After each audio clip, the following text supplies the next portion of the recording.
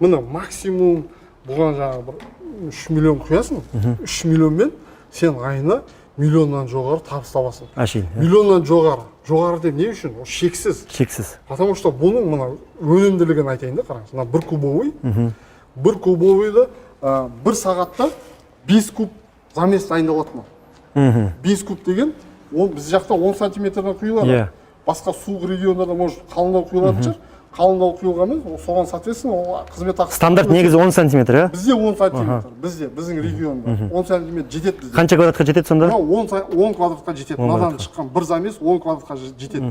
1 сағатта 5 квадрат құйсаңыз, жаңа бәрін дайындап болған деген құю процесінде 50 квадрат құйылады сонда. 1 сағатта. Сіз қараңыз да 1 сағат. Таңертеңнен кешке дейін қанша уақыт бар ғой? Мына мен енді қараңыз, 8 сағат жұмыс жасасаңыз, 400 квадрат құя аласыз. Минимум да